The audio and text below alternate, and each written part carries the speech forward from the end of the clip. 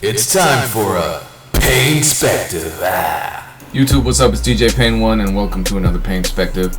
This Painspective is really more of a shared perspective. I shouldn't call it a Painspective. Basically what happened was on June 8th, the Urban Community Arts Network and the Madison Media Institute put together a producer battle. Now before the battle started, and the battle was crazy, we had a Q&A session and we discussed a lot of producer related topics, and I wanted to share some of the responses, specifically one, and it's a continuation of a conversation that was happening on Twitter. Ivan and the producer Illmind kind of started a exchange of ideas regarding solutions to the problems that producers face professionally, because there are quite a few.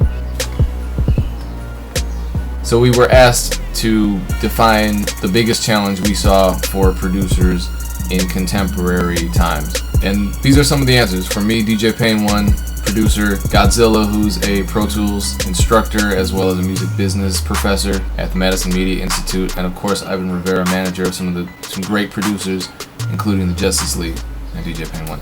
Check it out. Respect that. Okay, but back on the producer tip, what are some of the biggest challenges you guys think producers face these days?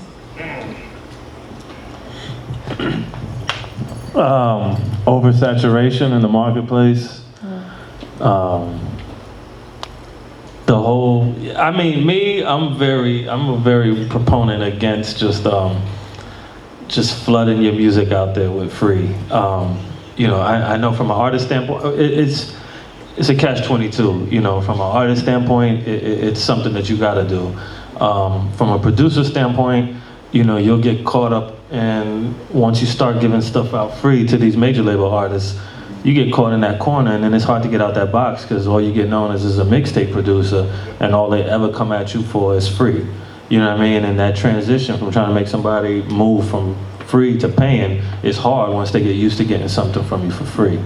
So the mixtape game from a producer standpoint, it's a necessary evil because you gotta do it at some point, but it's the whole mixtape idea and just the proliferation of tons of free music out there without a compensation to the producer is a stumbling block that we gotta figure out a way to get around it.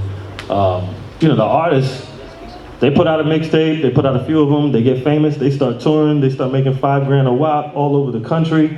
You know what I mean? They make a few $100,000 that year, and they don't ever come back and give no producer that produced any of those free tracks $1. You know what I mean? And the mixtapes have become like a staple almost to getting on, that from a producer standpoint, that's one of the biggest obstacles I see, is how do we transition into a model where the producer and the songwriter can get some type of compensation out of it. Of course, everything can't be money, but some type of barter, just something. There has to be some type of this freemium model is just hurting the producer. So I think that's an obstacle, and just now anybody with a computer can make beats. So to separate the quality from the kid who just made beats for a month and thinks he can get a $15,000 check just because he heard Lex Luger did a beat in 15 minutes. You know what I mean? And that's a hard part too, is for the cream to rise to the crop. It's a lot harder for them now because it's so much saturation as far as producers out there.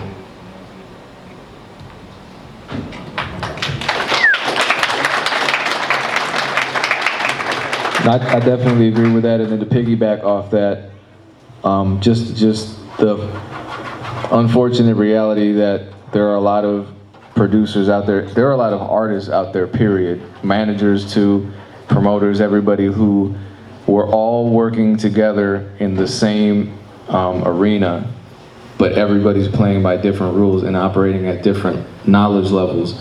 So it's to the point where I might be competing with a producer who knows absolutely nothing about the basics of business as far as how an advance works or as far as how royalties are paid out.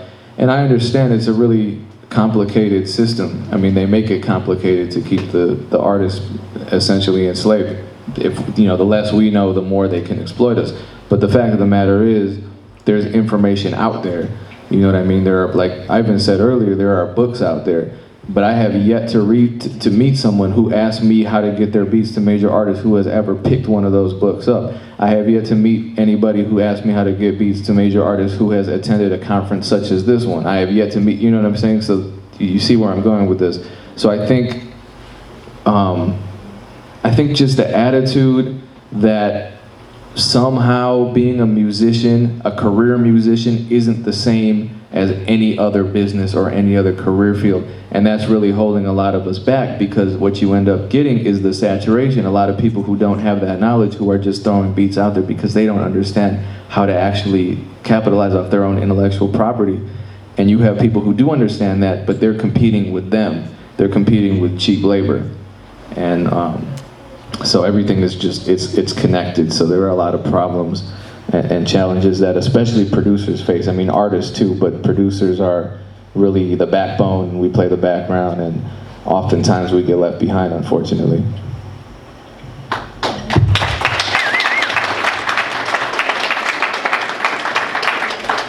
I love the chop that both gentlemen put on the topic, and what they're giving you right now is a really high level conversation on this. I happen to teach music business in the city of Madison at Madison Media, and I can tell you that there are a lot of people in this room that are understanding the level of conversation that they're giving you right now. As a person who teaches music business in Madison, I know that there's some people who aren't completely in tune with where they're at. So I can't stress enough taking some time to get yourself educated. You don't have to come take a music business from me at my school, but you don't have to take it at any school, but picking up a book and actually learning for yourself is completely invaluable.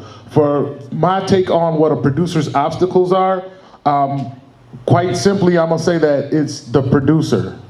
I think that a lot of people, and you really touched on this, I think that if you give this game your full-time attention, and when I say full-time, to be associate dean, I was going 50, 60 hours a week at work. No hesitation. I'm at work at 6:45 in the morning. Class starts at 8. You know, if you really want to play this game, you have to give it full-time attention. You got to be there, you know, first person on the block, the last person to leave the block. So if you're doing 12, 13, 14 hours a day making heaters, I don't care if they trash and you throwing them away. You picking up little techniques for new things that you might be able to incorporate in a burner later. If you give this a full-time passion and attention, then you can expect to have a full-time result once you paid your dues and put your work in.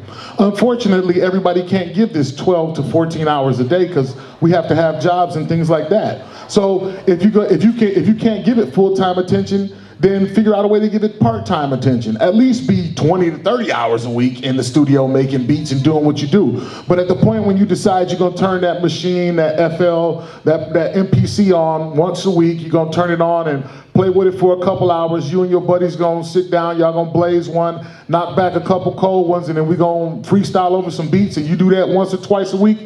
Homie, you a volunteer. Expect to be paid like a volunteer. That's right, that's right. Feel me? You know, that's what it is.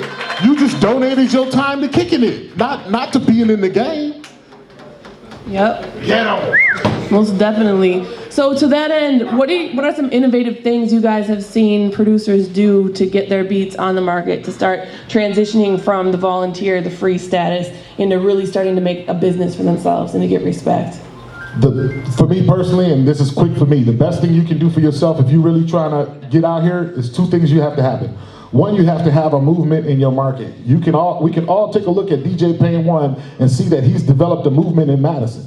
You know, and when you pick up a record, you see it, DJ Pain One. He figures out a way to get in line with the people who are releasing records. You can give songs and beats to people who will never put them out, and those people won't do you any good. But if you can align yourself with people that can help you develop a movement in your market, then you have a name that somebody can call and say, hey, have you ever heard of Pain One? He said he's from Madison. Oh yeah, he's on this record, that record, and that record. So that when you show up in Atlanta and you show up with homie and he goes to check your story and calls Pain and say, your man says he's from Madison and he's done X, Y, and Z. What's the story on that? When you show up, you have a movement in your market that has a story, and then you have to be there. They have to see your face. For you to just kind of say, be on the internet is cool, but for me personally, I got so far just by showing up at events, conferences, shaking hands, having product, having a business card, developing your own website. It's all a lot of little things that you can do that go on to be a much bigger package.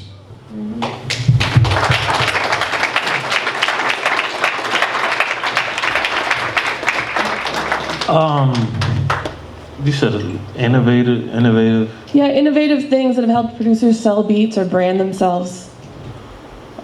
Well, I mean, branding, that's a big topic in and of itself.